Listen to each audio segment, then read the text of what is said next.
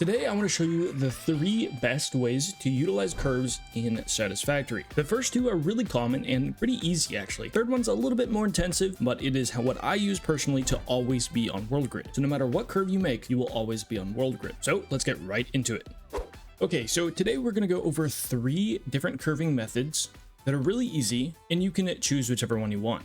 Now the third one in the list we'll go over is the one I personally use on my save. And the reason why I like it so much is that it allows you to always stay on world grid. The other 2 methods that we will look at do stay on the same Z level, but they will never be perfectly aligned. For the first one, you're either going to need to use nudge or use a catwalk, whichever one you prefer. And I'll show you both methods. Obviously, if you don't use the catwalk, you don't have to get the catwalk in the awesome shop, but the old way before nudge was a thing is you would place a catwalk on your back left part of your foundation like so. You would then grab a foundation and attach it to that, making sure that the middle of that new foundation is at the top left corner of that foundation like that. You would then place your foundation here and hold control and scroll up or down, depending on which direction you need to go, which is going to turn 5 degrees. You can then place it and then come up here with the catwalk and place one on the top side here, like so. Attach a foundation to that one and then delete everything and place a foundation beneath that. This whole process allowed you to curve 5 degrees, whichever direction you wanted. So if you wanted to curve to the right, you would build this on the left. And if you wanted to curve to the left, you'd build it on the right. But with the addition of nudge, you don't have to do that whole process anymore. So what we can do now is look at the top corner there, hold control and 1 tick over, and then we can just nudge it into place, going 4 ticks forward and 4 ticks to the right. Now you can see that it lines up there, and we just need the middle of this foundation to line up the same way that we did before with the middle or the corner here of this foundation. So one more time, if we grab a foundation here and we look at the top corner here, that's where we're going to look. We want to hold control. You can see it's already rotated. It remembers the rotation we just had, so it's already going to have that 5 degree tick. But if you want to make sure, you can just put it back to normal. And the reason why I like using either fixed foundations or steel foundations or something like that is that if I put it in place like that, you can see that the edge of this foundation is lined up in the direct middle of this one that we're standing on, which is going to let you know that we are all perfectly lined up. So if we take it out of hologram mode there, and then we move it 5 degrees, and then we just go forward 4 and to the right 4 as well. So again, we're doing that 5 degree tick. You still have to build the bottom like so, and then you'd have to remove the top ones, but your whole curve is 5 degrees. And then there is a secondary method that is much faster. It's the fastest way to build a curve, I think, in the game, but you do need a catwalk for it.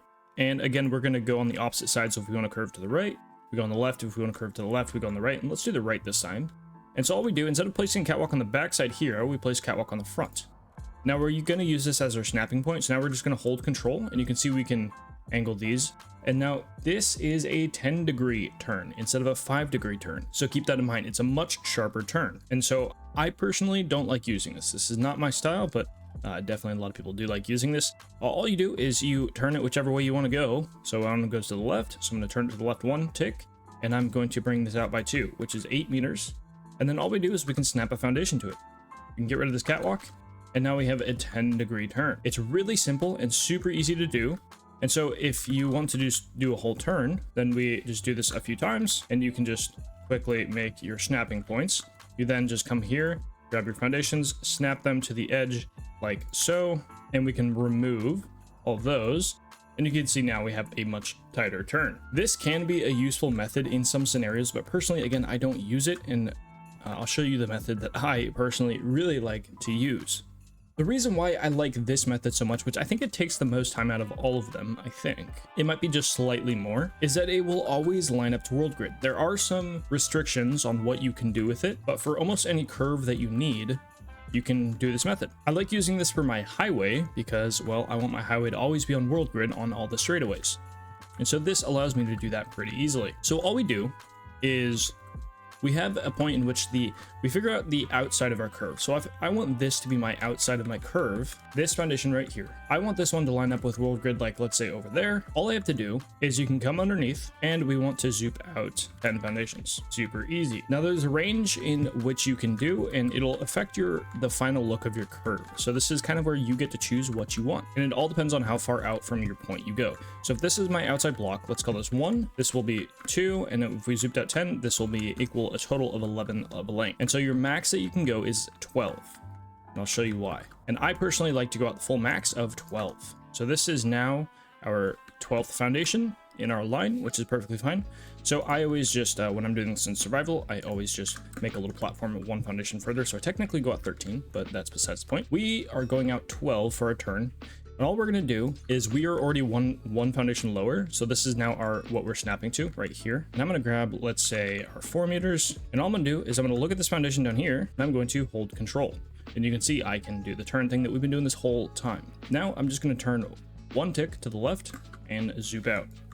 I'm going to delete this first foundation that I just placed, and I'm going to again look at the bottom one, hold control, and then turn 5 degrees and zoop out. This might look a little weird, but once you do it a few times, you will kind of learn it pretty easily. And then also, there's one thing you can do to make this easier. If you use like a 1 meter and you're looking down, it's a little easier to line up. So if you look at the top left of this foundation I'm trying to place here, you can see it lines up with the other one. If I was 1 tick off, you can see it just doesn't line up. It's super easy to make sure you're lined up, and all you do here is do your 5-degree turn and zoop out. That's why I personally like using 1 meters, just because it's really easy to make sure you have it lined up properly and you can do it really fast. But you basically do this until we get a full 90-degree turn. And if we're doing this in 5-degree increments, you will have to build this quite a few times. One of the major downsides to this method is that you can't blueprint it, but I don't do crazy curves all the time. I mostly just do it for my highway, so it doesn't really matter too much. And I don't mind doing this. I don't mind building a little bit by hand, but we just keep doing this until we get our tilt lines up straight. So if I were to hold control and I go 1 tick more, you can see, well, that I am lined up perfectly with this foundation. So now this one, if you remember, is on world grid. We built it off of world grid. I could grab a 1 meter, flip it to this one here, and you can see that it is lined up on world grid. This is the easiest way to do a curve. We're going to jump back and I'm going to show you why you have a range of up to 12 foundations. Okay, so I've repaired everything. So now we have our perfect curve. Now this, if you know, this is 1. So this would be 2, 3, 4, 5, 6, 7, 8, 9, 10. So we can go out a total of 2 more foundations. So let's remove these that are on world grid. We've got 2 foundations here. Now, if we extend these out 2 foundations, because this would equal a total of 12 in length. So we'll do these 3 right here, and then I'm going to skip 1, and I'm going to go out, let's say 3. So this would be a total of 13 in length. You can see that after 12, we start getting this massive gap. It's hugely noticeable.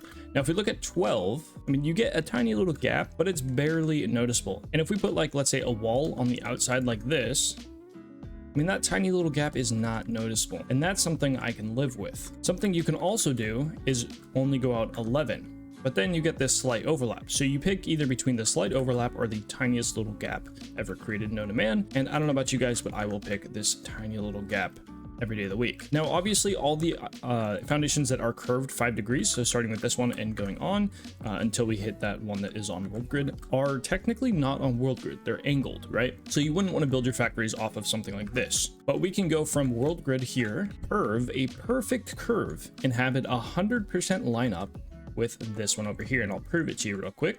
Is that if we take this one out by 2, this one right here is on world grid. We could just zoop this over here. Let's go to a few more, go back this way, and watch this.